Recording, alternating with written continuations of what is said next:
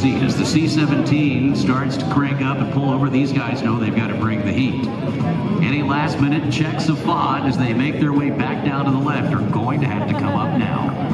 So put your tray tables in the upright position, strap in your seatbelts, and get ready, because the Miramar FOD Squad finale down there on the far left-hand side will reach speeds never seen before. I'm telling you, watch this. They're at least 11 or 12 miles. Ability rates, and it's going to be taxiing into position. Major Jeremy Homie Smith, Major Abby Slider Gromowski, Captain Zach Morrow, Master Sergeant Corey Okamura, Staff Sergeant Austin Simmons will be there, and maintaining the aircraft is Staff Sergeant Enrique Paredes. This highly experienced crew has a combined total of over 10,000 hours in the aircraft. Take a look as we get ready to see. And we have a C-17 pilot, don't we, coming up here later? Well, yes, she is here, and we've got to get a microphone over here, but I think we're about to get going on the roll. So let's play this music, and as we get the C-17 in the air.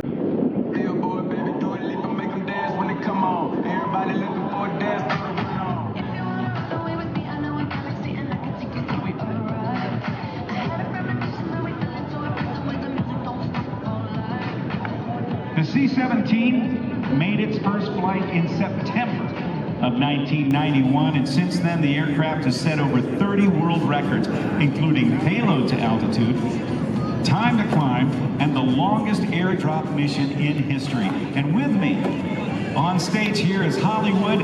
Hollywood, I forget your, no, wait a minute, it's Susan, right? Is it? Susan, welcome to the stage. Thank you for having me. You're a pilot of this airplane.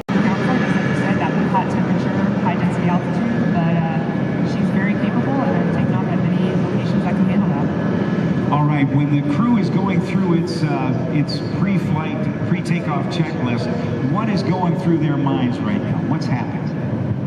So the crew has done a lot of preparation for this demonstration. They've pre-briefed it thoroughly, so now it's just time to be professional, run your checklist, and do exactly how you practice.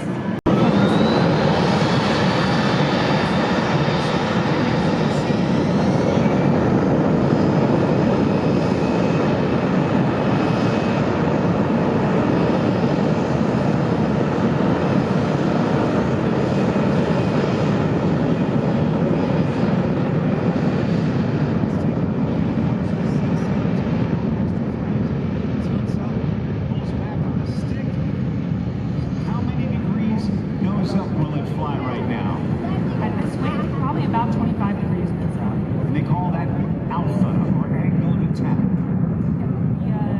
plan for a medium scale climb, but basically the minimum airspeed for us to fly out safely. I see. So all those B speeds are something that you all have in your heads and can take care of. But as it goes around, they'll reconfigure this airplane. We're going to see some really amazing demonstrations of some capability. Basically, it gives us an advantage instead of just mechanical controls on the aircraft. Helps make it more maneuverable and assists us with flying it. So you turn, if you want to bank left, you shove the stick over to the left and computers tell you what to do.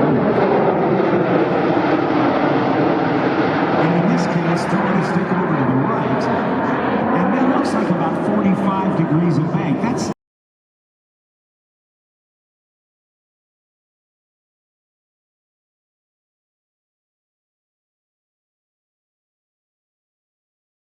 some sort of manner to include the flight controls.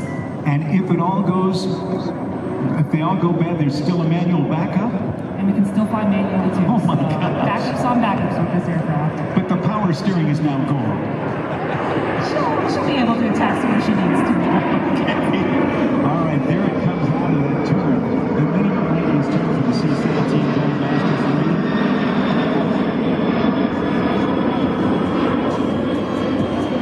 And in a couple of minutes, we're going to see the crew, Major Jeremy Homie Smith, Major Abby Slider Gromowski.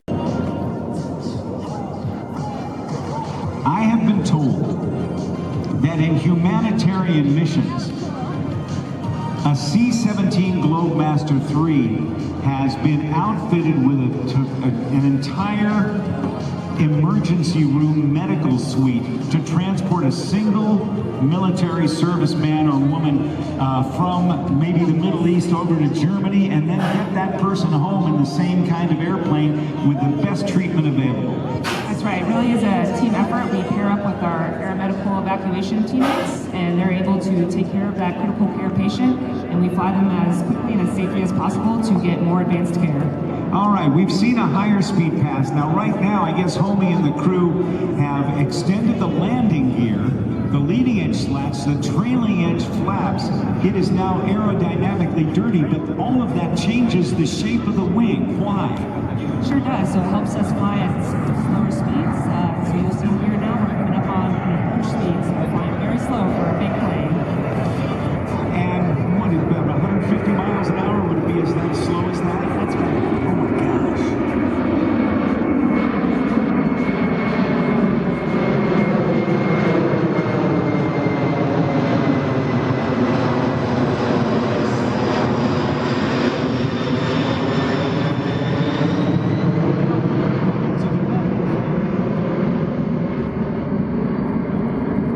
So they'll clean the airplane up right now, put the pedal to the metal, retract all that. So that changes, when you change the shape of the wing with those slats and those flaps, that gives it more lift at slow speeds, but a lot more drag too. That's right. You can hear it's a little more noisy. It's got to get more engine thrust out of those engines to keep it going. I got you. Well, but generally it's a pretty quiet airplane. As well as back itself up. Will we see backing it up? We'll see some backing today, Rob. Ah, that's cool. So as we saw, Hollywood, in the previous pass when it was aerodynamically dirty, they're going to dirty it up now, and they're going to put it down. If it were fully loaded, and you were up at that maximum gross weight, or whatever your landing weight, your maximum landing weight would be on a runway like this, how many feet would it take to bring it to a stop? Definitely significantly more than this starting weight right here. For the lighter weights, it's only 3,500 is our minimum. Okay, so you're coming in at what, 340,000 pounds, something like that? That's right, which is considered light, relatively speaking. In the United States airspace system, an airliner over 300,000 pounds is considered heavy, and this is considered light. Light relatively for us, that's right. All right, now ladies and gentlemen, watch carefully as the airplane approaches. When it touches down, you will see on the engine nacelles, the compartments where the engines are, panels open up to reverse the thrust to help it land more in a shorter distance. Watch these panels open up right after touchdown. The panels open up, and this is about as much noise as this airplane is ever going to make. That's correct. It's on the side. Usually it's on the wheel.